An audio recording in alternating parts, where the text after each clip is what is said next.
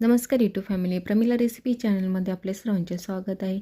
तर आज सोमवार आहे आणि मम्मीसाठी मी बनवत आहे साबुदाणा. तर मी साबुदाणा सकाळी भिजू घातला 1 तासभर. तर इथे मी 3 आलू घेतले आहे, त्यांना स्वच्छ धुवून घेतलेलं आहे.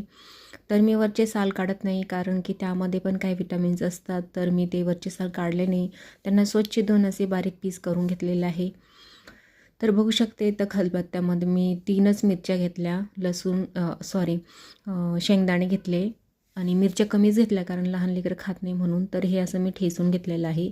तर कढई ठेवली गरम करायला, त्यामध्ये मी तूप टाकलं आहे, घरी जे बनवलेलं आहे गाईचं सायपासून ते तूप टाकलं आणि ठेचलेली ही खलबत्त्यातील चटणी टाकली आहे.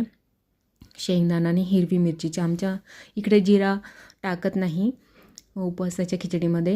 तर आता हे बटाटे बारीक केलेले त्यांना मी कळसून घेत आहे आणि चवीनुसार एकदाच मीठ टाकून देत आहे आणि त्याला झाकून देत आहे आणि कमी गॅसमध्ये मी त्यांना चांगलं फ्राय होऊ देत आहे. यामध्ये मी पाणी नाही टाकलं, त्या तुपामध्येच त्यांना फ्राय होऊ देत आहे. झाकून ठेवलं आणि कमी आचेमध्ये यांना मी होऊ देत आहे.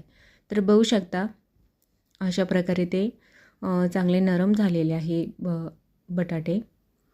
तर नरम झाल्यानंतर आपण मग यामध्ये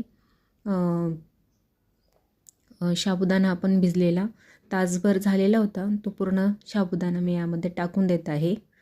असं थोडं थोडं करून सगळं टाकून दिलं, बघू शकता. आणि त्याला चांगलं हलवून घ्यायचं आहे. आणि आता काही मीठ टाकायची मीठ आधीच मी 1 चम्मच टाकलेला आहे, आता मीठ टाकायची गरज नाही आहे, बघू शकता तुम्ही.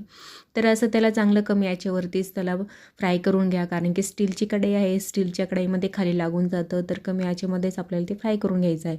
तर बघू शकता. तर साबुदाणा रेसिपी आवडली तर चॅनलला नक्की सबस्क्राईब करा, लाईक करा, शेअर करा आणि कमेंट करा. तर धन्यवाद. Thanks for watching.